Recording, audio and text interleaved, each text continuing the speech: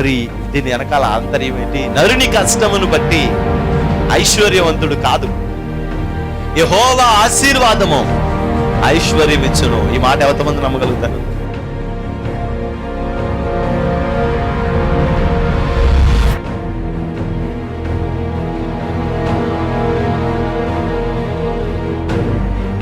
ఆ రక్షణను మనం చూడాలి, అనేక ఆత్మల రక్షణను మనం చూడాలి.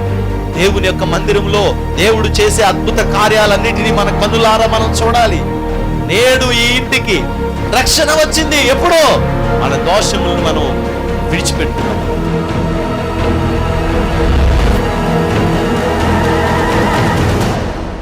నీ పాపములు శారీరకంగా మరలా చేయకుండా సిద్ధపడి, నువ్వు ఇదిగో నా పాపాన్ని నేను వదిలిపెట్టేశాను, ఇదిగో నేను స్తుతిస్తున్నాను, నేను తప్పు చేశాను ప్రభా అని నువ్వు ఎప్పుడైతే వదిలేసి దేవుని దగ్గర ప్రార్థన చేయడం మొదలుపెడతావో, పరిశుద్ధాత్మ అగ్ని వచ్చి నిన్ను తాకి శుద్ధి చేసి ఈ పాపములో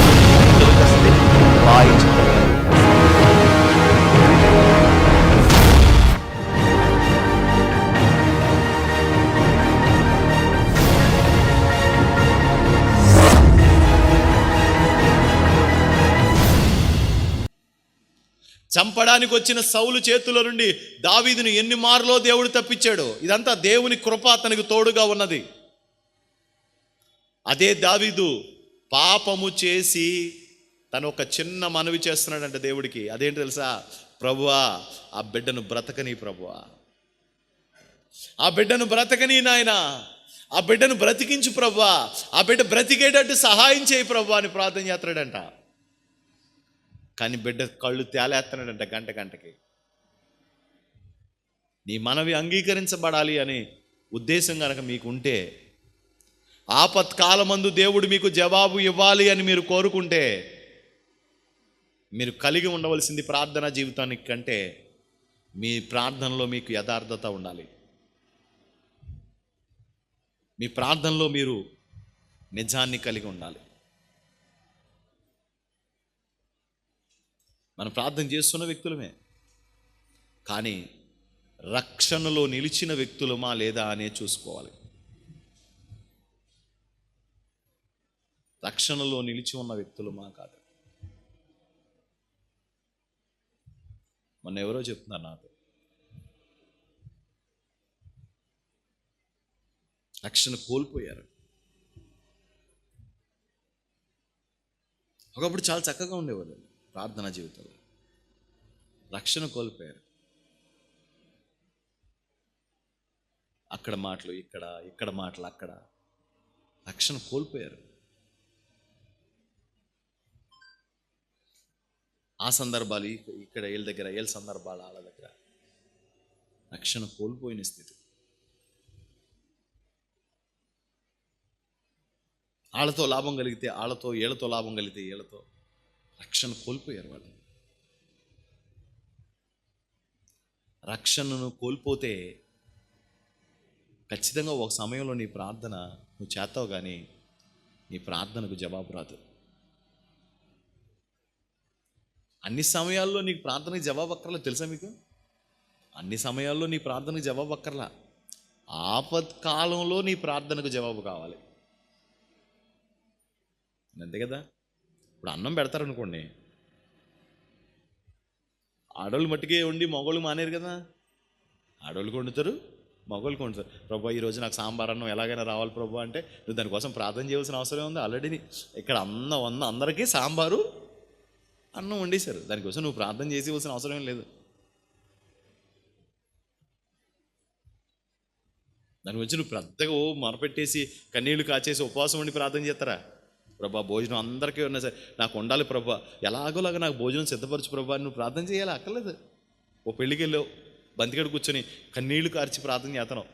ఎవరో అడుగుతున్నారు, ఎందుకమ్మా అంత ఎడుతున్నావు, బాధపడతావు అని చెప్పి అంటే, నాకు పలావు, మొక్కలు, పచ్చిరేయులు, చేప మొక్కలు అన్నీ రావాలని నేను ఇంత కన్నీరు కాచి ప్రార్థన చేస్తున్నానంటే, ఓరి మొద నష్టపోడా, ఎందుకు అంత అలా ఏడిసేయాలా, కన్నీళ్ళు కాచేయాలా, ఏక బంతిలో కూర్చున్నావు మరి అండ్ కావాలా జవాబు? అలాంటప్పుడు ఏడిసేయాలా? కానీ దేనికి రావాలి జవాబు? ఆపత్కాలం ఒకటి ఉంటుంది, అప్పుడు నీకు వచ్చి ఎవరో పలవ పెడతారండి. పలావు, కోడి మాంసం, వేట మాంసం, చేపలు ఇవన్నీ తీసుకొచ్చి నీకు పెడతారా? పెట్టరు. ఆపత్ కాలాలు ఉంటాయి ప్రతి వాడికి. అప్పుడు యెహోవా సహాయకుడు అవ్వాలి. అప్పుడు ఆయన మాత్రమే నీకు సహాయం చేస్తాడనమాట. అలాంటి ఆపద కాలం ఒకటి ఉంటుంది. ఆపద కాలంలో నీ స్థితి ఏంటి? ఇప్పుడు దావీదు గారికి ఏమొచ్చింది? ఈరోజు ఆపద కాలం వచ్చింది, కానీ ఆయన ఎదలో పాపం ఉంది. ఆయన ఎన్నో ఆపద కాలాల్లో దేవుడు అతనికి జవాబు ఇచ్చాడు. ఇప్పుడు కూడా దావీదు ఏమనుకున్నాడంటే, నేను కన్నీళ్లు కారిచి ప్రార్థన చేస్తే తప్పకుండా దేవుడి దగ్గర నుంచి నాకు జవాబు కలుగుతుంది. నేను కన్నీళ్లు కార్చి మొరపెడితే ఖచ్చితంగా దేవుడి దగ్గర నుంచి నాకు జవాబు వస్తుంది. నీ ఎదలో ఉండిపోయిందో పాపం, నీకు జవాబు రానివ్వదు, అడ్డపడిపోతుంది. ఎందుకు జవాబు రాలేదని దావీదుని అడిగితే దావీదు అంటాడో, నా పాపములు ఆయనకు నాకు అడ్డుగోడలాగా నిలబడ్డాయి. ఇప్పుడు నా ప్రార్థనకి జవాబు రాకుండా చేసింది ఏంటంటే నా పాపం. నా పాపం అడ్డుగా నిలబడుతుంది. నాకు జవాబు రాకుండా నా పాపం అడ్డుపడుతుంది. నేను చేసే మనవులకు అభ్యంతరాన్ని కలుగు చేసేది, అడ్డుగా నిలబడేది నా పాపమే. కాబట్టి ఇప్పుడు ఆ పాపపు గోడ పడగొట్టబడితే కానీ ప్రభు దగ్గర నుంచి నాకు జవాబు దొరకదు. ఆ పాపపు గోడ పడగొట్టాలి, ఆ పాపపు గోడ పడిపోవాలి. దావీదు పాపం తనలో పనిచేస్తానే ఉంది, తన ఎదలో పనిచేస్తానే ఉంది. దావీదు మనసులో ఏమి ఆలోచనలు ఏం పోలా. దావీదు ఏడుస్తున్నాడు, ఎలాగైనా బిడ్డ బతకాలి, ఎలాగైనా బిడ్డ బతకాలి. ప్రభా నేను తప్పు చేశాను, ప్రభా నేను తప్పు చేశాను, ప్రభా నేను తప్పు చేశాను, నేను తప్పు చేశాను ఆయన, నేను తప్పు చేశాను ప్రభా, నేను తప్పు చేశాను ప్రభా, నేను తప్పు చేశాను ప్రభా, నేను తప్పు చేశానని. దేవుడు అన్నాడు, ఏంటి ఏంటి అని బతికించు, అని బతికించు. ఆడు చచ్చిపోతాడని నువ్వు వాడిని ఎప్పుడైతే వాడు నీ భార్య కడుపులో పడ్డాడో అప్పుడే నేను నిర్ణయం చేశాను, వాడు భూమి మీదకి సజీవంగా. ఈ నిర్ణయం ఇప్పుడు కాదు, వాడు కడుపులో నిసువుగా ఉన్నప్పుడే వాడి గురించి నిర్ణయం చేశాను. అప్పుడే వాడు రాలి పడిపోతాడు నేల మీద. ఆడు భూమి మీదకి రావడం సావడం ఒకసారి జరుగుద్ది. అది నిర్ణయం అయిపోయింది. ఎందుకు? నీ పాపమే దానికి కారణం. నీ పాపమే దానికి కారణం. వాడు వస్తాడు, భూమి మీద పడతాడు, చచ్చిపోతాడు. దాన్ని ఎవడు ఆపలేడు. చాలామంది అంటాడు, అది జన్మ పాపం నుంచి, కర్మ పాపం నుంచి దేవుడు విడిపించాడు. ఇది జన్మ పాపం, అది ఆదాము నుంచి మనం సంక్రమించబడింది. దాని నుంచి దేవుడు విడిపించాడు యేసు ప్రభు స్వరక్తం నుంచి. ఇవి మన కర్మం, అంటే చేతులతో చేస్తూ ఉంటాం పాపాలు. చేతులతో చేసిన పాపాలు ఒప్పుకొని విడిచిపెడితే వాడికి విడుదల వస్తుంది. కానీ తెలిసి పాపం చేస్తే వీళ్ళేమనాలి? దావీదు లాంటి మహాభక్తుడికి అన్నీ తెలుసు. పాపం చేయడం వల్ల పాపానికి వచ్చే జీతం ఏంటో తనకు తెలుసు. తను పాపం చేశాడు. ఈరోజు నేను చెప్పాలనుకుంటున్న అంశం ఏంటంటే, దావీదు పరుపు తడిచేటట్టుగా ఏడ్చాడు. అతడు ఉపవాసం ఉండి అన్నపానాలు మానేసి ఏడుస్తూ ఉంటే అతని దగ్గరికి వచ్చారంట. చదువుతున్న మాటలు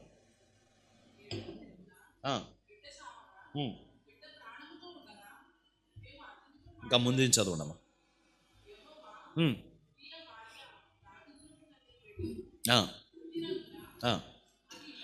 ఎవరు మొత్తినందున, ఏం చేసినందున? అతన్ని యెహోవా మొత్తినందున. ఎందుకు మొత్తాడు? దేవుడు మొత్తడానికి కారణం ఏంటి? దావీదు పాపం చేశాడు కాబట్టి. దావీదు పాపం చేసినందున యెహోవా అతను ఏం చేశాడట? మొత్తినందున. మొత్తాడు. అది బహు జబ్బుపడెను. దావీదు ఉపవాసం ఉండి లోపలికి పోయి రాత్రి అంతయు నేలన పడి ఉండి బిడ్డ కొరకు దేవుణ్ణి బతిమాలగా. బిడ్డ కొరకు దేవుణ్ణి బతిమాలుతున్నాడు. నాయన ఎలాగైనా బ్రతికించు, నాయన ఎలాగైనా బ్రతికించు, నాయన ఎలాగైనా బ్రతికించు, ఎలాగైనా సరే నువ్వు బ్రతికించాలి, ఏదైనా సరే నువ్వు చేయాలి. ఇంటిలో ఎన్నికైన వారు లేచి అతని నేల నుండి లేవనెత్తుటకు వచ్చి, పెద్దోళ్ళు అందరూ, పెద్దోళ్ళు, వయసులో పెద్దోళ్ళు, డబ్బులు ఉన్నవాళ్ళు, మహారాజు స్థానంలో ఉన్నవాళ్ళు అందరూ వచ్చి అతన్ని, అయ్యా ఎలా కాదయ్యా, నా మాట విను, నా మాట విను, లేకు, ఒక ముద్ద తిను, ఈ టైంలో అధైర్యపడకో, ధైర్యం తెచ్చుకో, ఏం కాదులే, పిల్లోడికి ఏం అవదలే, పిల్లోడు బాగుంటాడో, మళ్ళీ లేచి తిరుగుతాడు, కలకలాడతా నీ ముందు, నీ పిల్లలు తిరగలేదా అంటున్నారు. అంటే అతడు సమ్మతింపక తనకు అర్థమైపోయింది ఏమని, వాడు ఖచ్చితంగా చచ్చిపోతాడండి. ఎందుకు ఏడుస్తున్నాడు తెలుసా, వాడు ఖచ్చితంగా చచ్చిపోతాడు, వాడు బ్రతకడానికి ఏ ఛాన్సు లేదు, వాడు బ్రతకడానికి ఏ ఛాన్సు లేదు. చదువు. వారితో కూడా భోజనం చేయకయుండెను. 7వ దినమున బిడ్డ చావగా బిడ్డ ప్రాణముతో ఉండగా మేము అతనితో మాట్లాడినప్పుడు అతడు మా మాటలు వినకయుండెను. ఇప్పుడు బిడ్డ చనిపోయానని మనం అతనితో చెప్పిన ఎడల తనకు తాను హాని చేసుకునేమో అనుకుని దావీదు సేవకులు బిడ్డ చనిపోయిన సంగతి అతనితో చెప్పక వెరచిరి. చాలు, ఇంకందరూ అది తెరలే కదా, అన్నీ తెరలే కదా, ఇన్ని తెరమ ఇటు మాట్లాడుకుంటానంట, అయిపోయింది అంత అయిపోయింది, బిడ్డ చచ్చిపోయాడు అని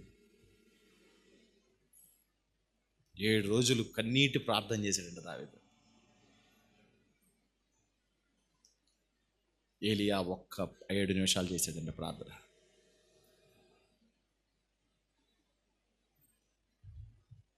అదే దేవుడు దావీదు మనవిని త్రోసేశాడు. అదే దేవుడు ఏలియా మనవికి జవాబు దయచేశాడు. అదే దేవుడు దావీదు కొడుకును మ్రొత్తాడో అదే దేవుడు షూనేమిలో ఉన్న గనురాలి కుమారుని బతికించాడు. అదే దేవుడు అతని ప్రార్థనకు జవాబు ఇవ్వకుండా తోసేశాడు. అదే దేవుడు హిజ్కియా ప్రార్థనకు జవాబిచ్చి 15 సంవత్సరాల ఆయుష్ను పొడిగించాడు. దేవుని చిత్తము అనేవి కొన్ని ఉంటాయి, అవి ప్రార్థనలకు ఎన్ని ప్రార్థన చేసినా ఆ చిత్తమే జరుగుతుంది. అది ఒకటి. రెండవది ఏంటంటే, మన ఎదలో పాపం ఉంటే, మన బ్రతుకులో పాపం ఉంటే ఏమండి అదేమొద్ది సార్, అదేమొద్ది, అది మనకు శిక్షగానే మారదు తప్ప మరొకలాగా మారదు. మనకు శిక్షలాగే మారుతుంది అది. ఆ పాపం ఏ దిశగా, ఏ వైపు నుంచి, ఎలాగో మన దగ్గరికి వచ్చి మనల్ని ఏలుబడి చేస్తుందో మనకు తెలియదు. పాపం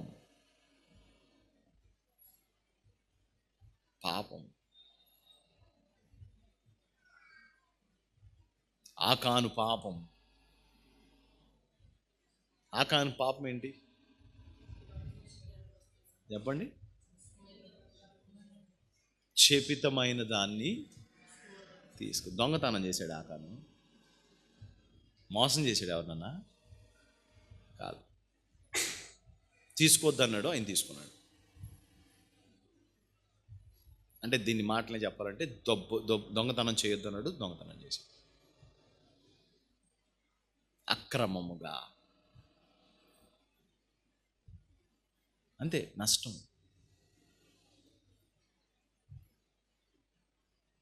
నడుము కట్టుకోగలిగితే కృప దొరుకుతుంది. ఆ ఖచ్చితత్వం, ఆ ఖచ్చితమైన తీర్మానం నీ జీవితంలో ఉన్న ఆ యొక్క అడ్డును తొలగించడానికి అవకాశం ఉపయోగం పడుతుంది. ప్రభా, నేను ఇలా ఉంటాను, నువ్వు నన్ను నిలబెట్టు. నేను ఇలా చేస్తాను, నన్ను ఆశీర్వదించు. నీకోసం నేను ఇలా బ్రతుకుతాను, నన్ను బలపరచు నాయన అని దేవుని కొరకు ఒక సంపూర్ణమైన సమర్పణతో మనం నిలబడగలిగితే మన ప్రార్థనకు చాలా గొప్ప అద్భుతమైన జవాబు వస్తుంది. దేవుడికి మహిమ కలుగును గాక. హల్లెలూయా. అబ్రహాము యుద్ధానికి వెళ్ళాడట. యుద్ధానికి వెళ్ళొచ్చిన తర్వాత ఆ రాజులందరూ అబ్రహాము దగ్గరికి వచ్చి, నువ్వు చేసిన మేలు అంత ఇంత కాదు, పిల్లల్ని స్త్రీలను మాత్రం మాకు ఇచ్చి మా ఆస్తి సంపద నువ్వే తీసుకెళ్ళిపో అంటాడు. అబ్రహాం అంటారు, అసలు దేవుడే నన్ను హెచ్చించారని నేను అందరితో చెప్పుకుంటూ ఉంటాను. దేవుడే నన్ను ఆశీర్వదించాడని నేను అందరితో చెప్పుకుంటాను. అలా అయితే ఇక నుంచి నేనేం చెప్పుకోవాలంటే, సొదొమ రాజు నన్ను ఆశీర్వదించాడని చెప్పుకోవాలి. నాకు అది ఇష్టం లేదు.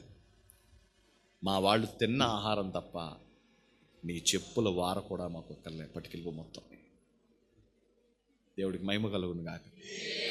హల్లెలూయా, హల్లెలూయా. నన్ను నా దేవుడు ఆశీర్వదిస్తాడు, నన్ను నా దేవుడు దీవిస్తాడు, నన్ను నా దేవుడు బలపరుస్తాడు, నన్ను నా దేవుడు హెచ్చిస్తాడు. ఆయన ఎదుట నేను ఉండవలసిన విధానంగా ఉంటే ఆయన నన్ను హెచ్చిస్తాడు. ఆయన ఎదుట నేను బ్రతకాల్సిన విధంగా బ్రతికితే ఆయన నన్ను హెచ్చిస్తాడు. ఆయన ఎదుట నేను ఖచ్చితంగా ఉంటే ఆయన నన్ను హెచ్చిస్తాడు. ఆయన ఎదుట నేను తగ్గించుకుంటే ఆయన నన్ను హెచ్చిస్తాడు. నాకెవడో ఏదో చేయక్కర్లా, ఎవరో నాకు మేలు చేయక్కర్లా, ఎవరో నన్ను గనపరచక్కలా, ఎవరో నా చేతులు పట్టుకుని నా కాళ్ళు పట్టుకుని పైకి ఎత్తక్కర్లేదు. దేవుడే నన్ను ఆశీర్వదిస్తాడు, దేవుడే నన్ను దీవిస్తాడు. దేవుడికి మహిమ కలుగును గాక. నాకొద్దు అవన్నీ పట్టుకుని వెళ్ళిపో అన్నాడు. కానీ అబ్రహామును దేవుడు దీవించాడు. దేవుడికి మహిమ కలుగును గాక. దేవుడికి మహిమ కలుగును గాక. దేవునికి మహిమ కలుగును గాక. అయినా అబ్రహామును దేవుడు దీవించాడంటే కారణం ఏంటంటే, అబ్రహాముకు అక్కర్లా ఖచ్చితత్వం. నీ ఎదలో పాపం ఉంటే, నీ ఎదలో పాపం ఉండి నువ్వు ప్రార్థన చేస్తే, ఆ లోపాన్ని నీ మనసులోకి నువ్వు ప్రార్థన చేస్తుంటే ఎన్ని లోపాలు గుర్తొస్తాయి నీకు?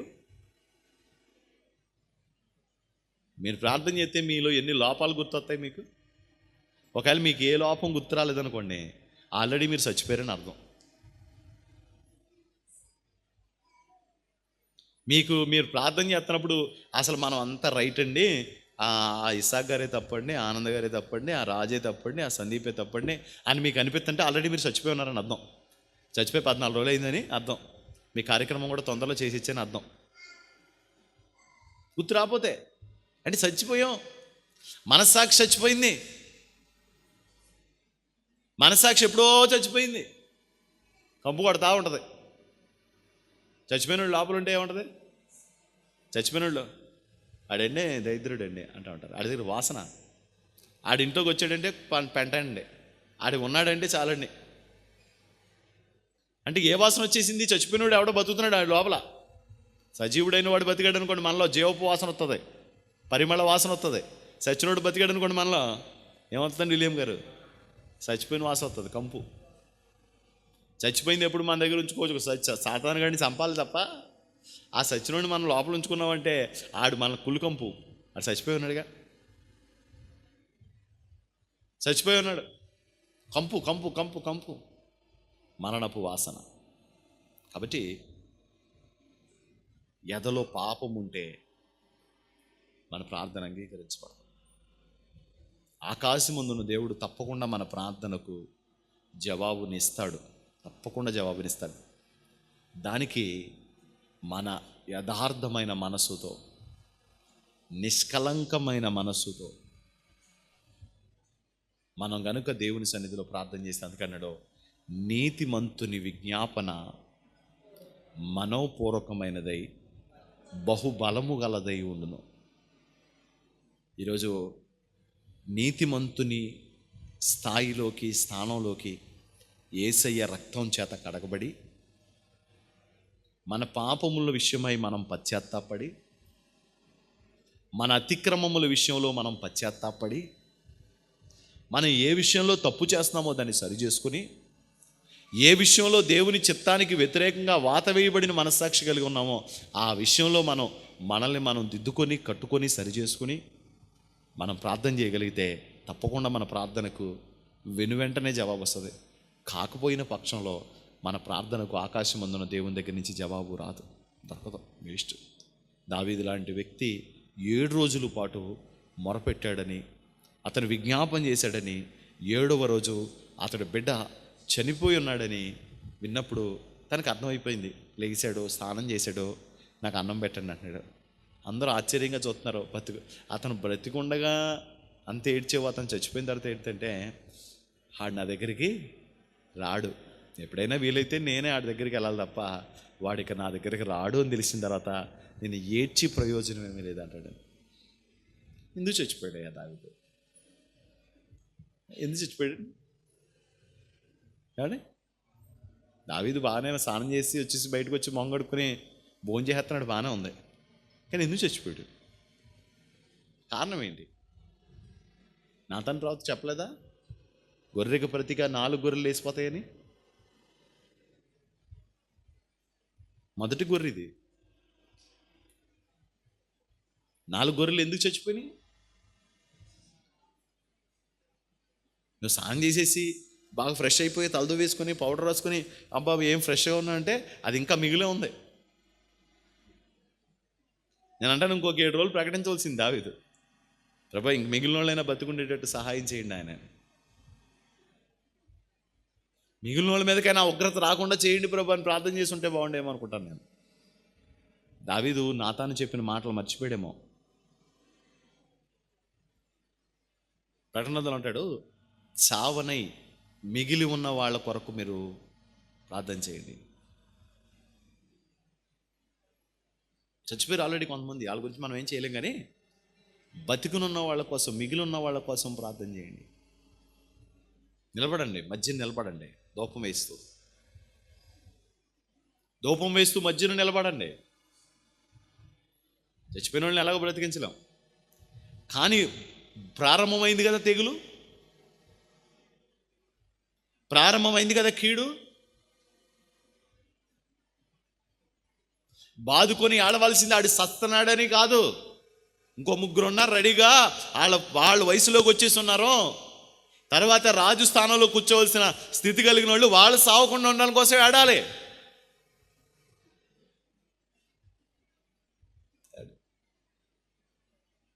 వాళ్ళు సావకుండా ఉండడం కోసం ఏడవాలి కదా. చావనై మిగిలి ఉన్న వాటిని బలపరచడం కోసం నిలబడు. చచ్చిపోవడానికి సిద్ధంగా ఉన్నాయి.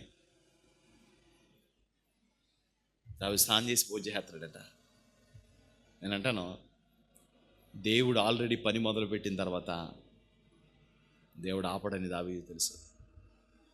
కానీ దావీదు తన పాప విషయంలో ఇంకా పశ్చాత్తాపడితే మంచిగా ఉండేదేమో అనుకుంటాను.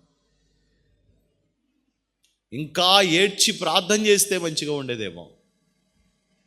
ఇంకా కన్నీరు కార్చి విజ్ఞాపన చేస్తే బాగుండేదేమో. ఇంకా తన పాపముల విషయమై దేవుని సన్నిధిలో పశ్చాత్తాపడితే బాగుండేదేమో. అతని పాపములు, అతని వ్యసనం బట్టి అతను ఏడ్చుంటే కన్నీరు కార్చుంటే ఎంత బాగుండేదేమో. ఈరోజు మన విషయంలో కూడా ఒక సమస్య తీరగానే వెంటనే తలంటేసుకొని శుభ్రంగా మనం అన్నీ శుభ్రంగా ఫ్రెష్ అయిపోయి అమ్మయ్య ఫ్రీగా ఉన్నాం, ఎలాగో ఈ సమస్య ఎలా దాటేసాం, ఈ ఘట్టం ఎలా దాటేసాం, అమ్మయ్య ఏం కారలేదు. ఏదైనా రోగం వస్తే అమ్మయ్య హాస్పిటల్లో బాగా వైద్యం అయిపోయిన తర్వాత టెస్టులన్నీ మళ్ళీ మంచిగా వస్తే అమ్మయ్య తగ్గిపోయింది, ఇంకా బాగానే ఉన్నాం. ఏదో అనుకోకుండా కుటుంబం మీదకి పెను ప్రమాదం వస్తే అమ్మయ్య పర్వాలేదు, ఇంకేం పర్వాలేదులే, ఏం పర్వాలేదులే అని అనుకుంటా ఉంటాం. డాక్టర్ జబ్బు వచ్చిన తర్వాత ఏం చేస్తాడంటే 5 రోజులకి యాంటీబయోటిక్ రాస్తాడు. 5 రోజులు అయిపోయిన తర్వాత మళ్ళీ మనల్ని రమ్మంటాడు. మనం వెళ్ళాం. ఎందుకు రమ్మంటాడంటే మనల్ని అది ఎంత తగ్గిందో చూద్దామని రమ్మంటాడు. 14 పాయింట్లు ఉంది, 4 పాయింట్లు ఉండాలి, 10 పాయింట్లు ఎక్స్ట్రా ఉంది. ఈ యాంటీబయాటిక్ 5 రోజులు ఇచ్చిన తర్వాత చూస్తాడు సిమ్టమ్స్ ఏమన్నా ఉన్నాయా అని. మళ్ళీ వెళ్ళిన తర్వాత టెస్ట్ ఏం చేయాడు, సిమ్టమ్స్ అడుగుతాడు. మళ్ళీ జ్వరం వస్తుందా, రావట్లేదండి. తలపోటు తగ్గిందా, తగ్గిందండి.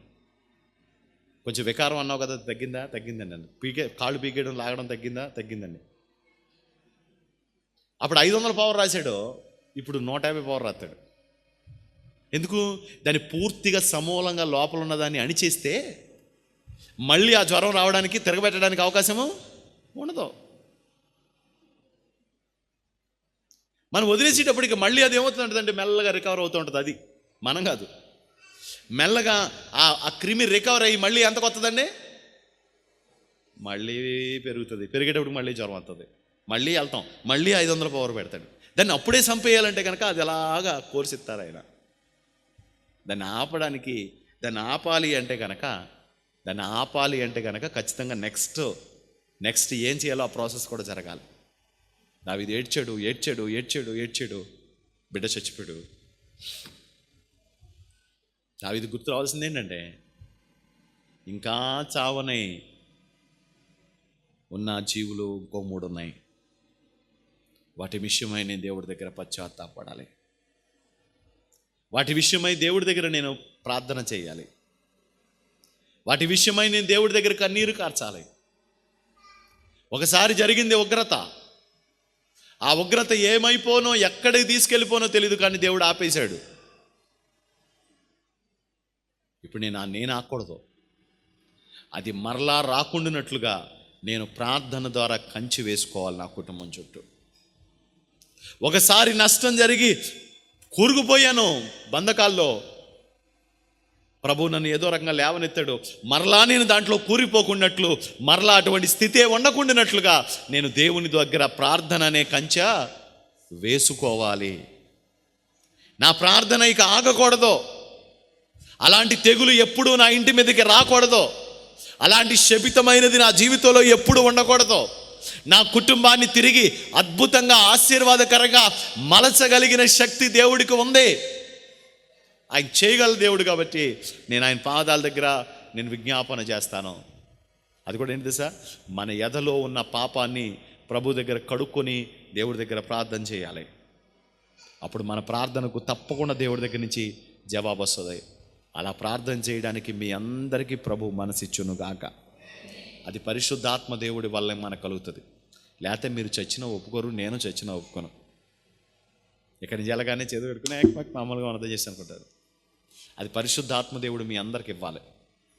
పరిశుద్ధాత్మ దేవుడు నాకు కూడా ఇవ్వాలి. పరిశుద్ధాత్మ దేవుడు మనందరికి కూడా ఇవ్వాలి.